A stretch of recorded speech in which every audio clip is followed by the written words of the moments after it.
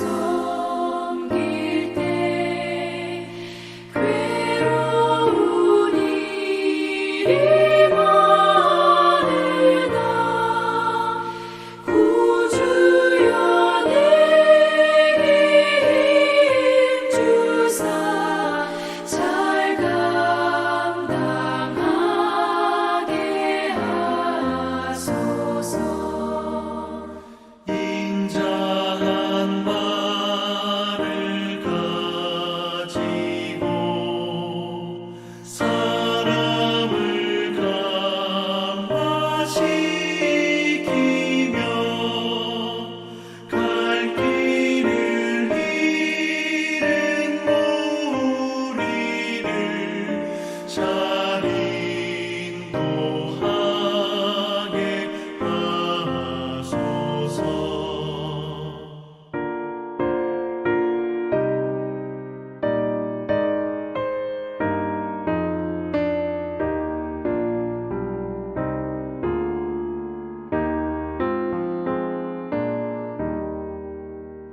구주의 귀한 인내를 깨달아 알게 하시고 굳건한 믿음 주셔서 늘 승리하게 하소서. 장래의 영광 비추사 소망이 되게 하시며 구주와 함께 살면서 장평강 얻게 하소서.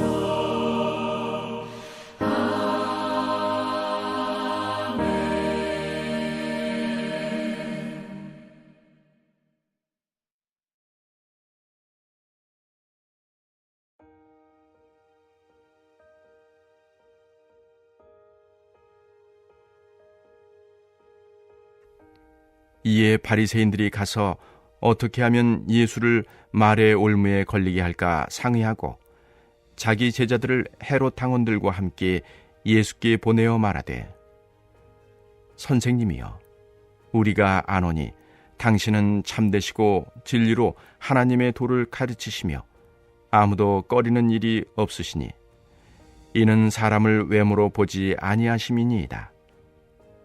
그러면 당신의 생각에는 어떠한지 우리에게 이르소서.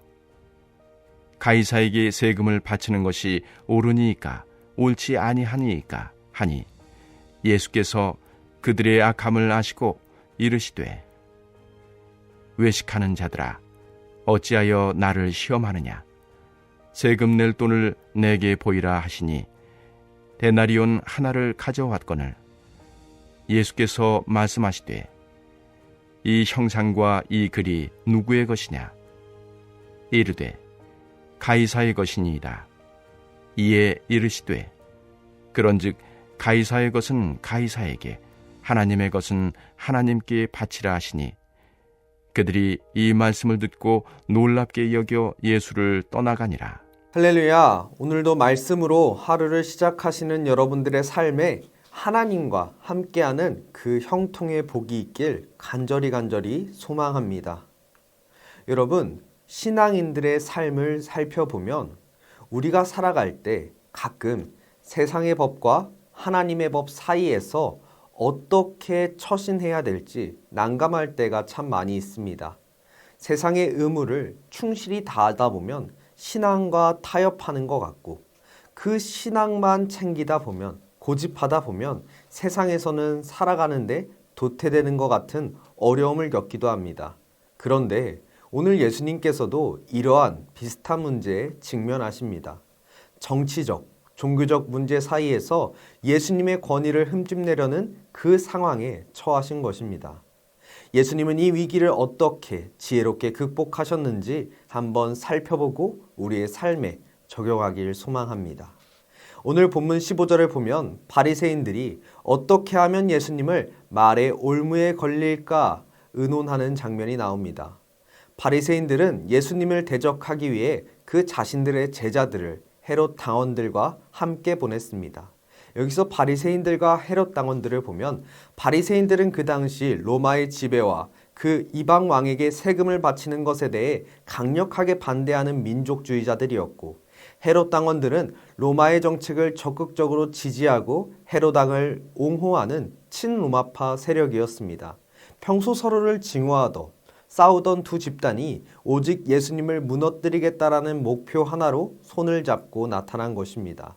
그들은 예수님께 먼저 나와 매우 정중한 태도로 칭찬을 늘어놓습니다.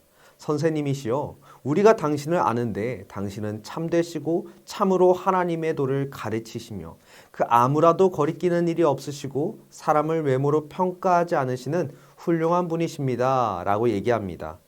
그들은 예수님을 함정에 빠뜨리기 위해 높여주는 척하였고, 이어서 핵심적인 질문을 던집니다.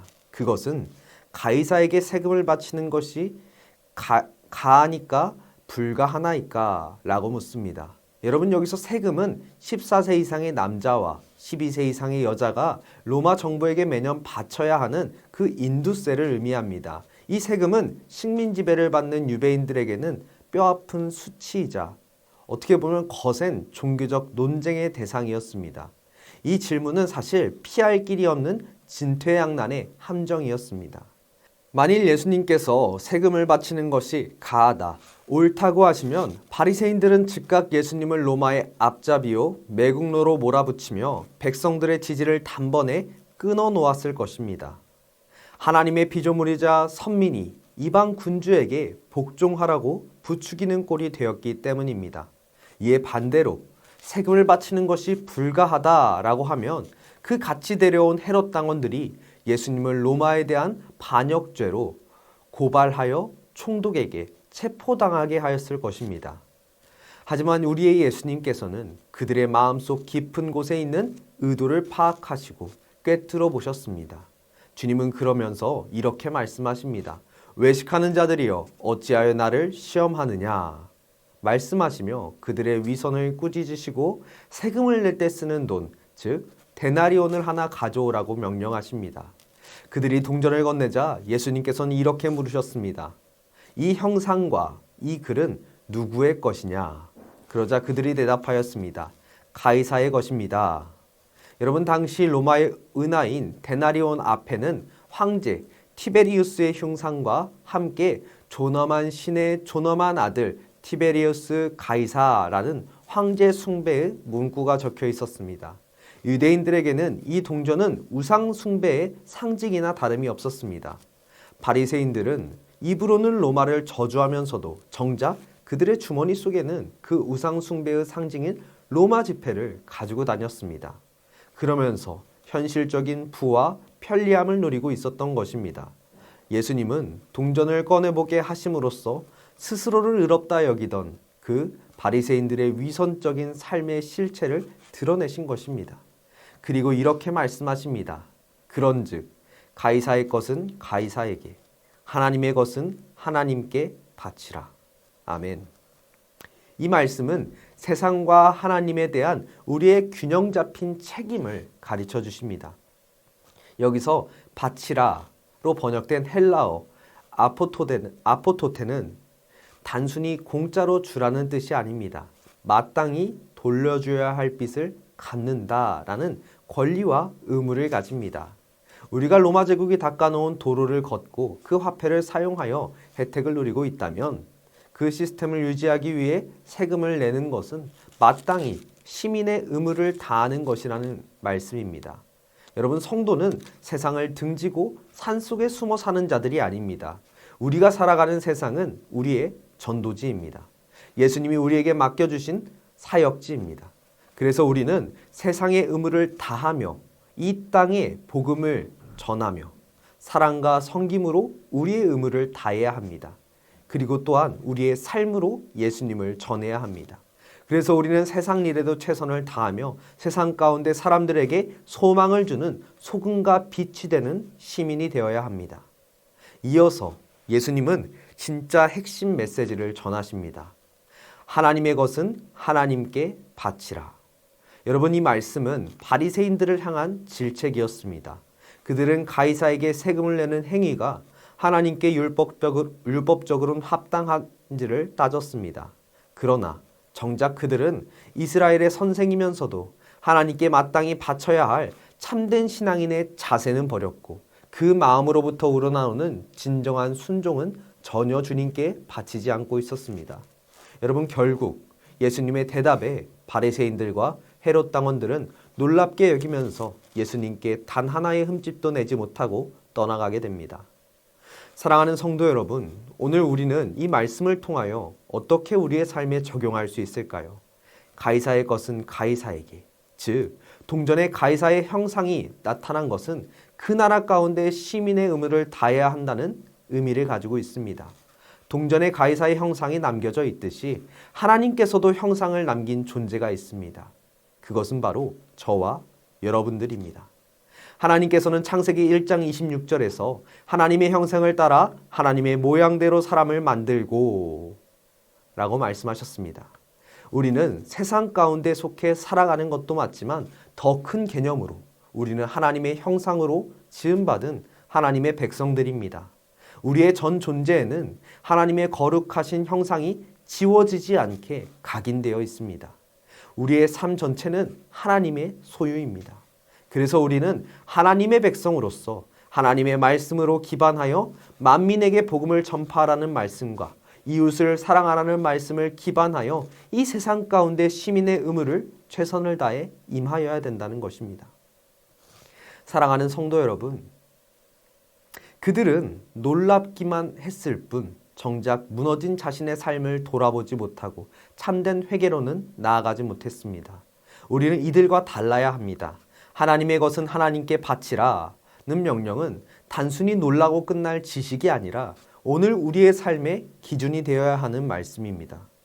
우리는 나는 세상의 평가와 요구에는 그토록 민감하게 반응하면서 그 하나님의 부르심에는 무관심하지 않았는지, 또 세상의 규칙과 법 앞에서는 불이익을 당할까 두려워하며 꼬박꼬박 순종하면서 내 삶의 진짜 주인이신 하나님께는 나의 시간, 나의 재물, 나의 재능, 몸과 마음을 드리는 일에는 인색하지 않았는지 생각해 봐야 합니다. 그리고 우리는 매일 우리에게 이렇게 질문해야 합니다.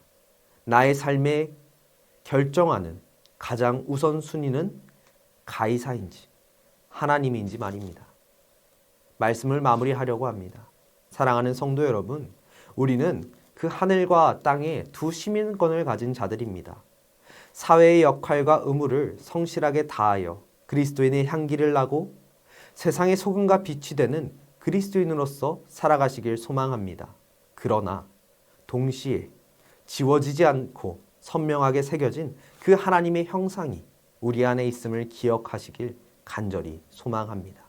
그리하여 그 세상과 신앙 사이에 균형 잡힌 정말 소망과 그 소금과 빛의 삶을 살아가는 참된 그리스도인들이 되시길 간절히 소망합니다.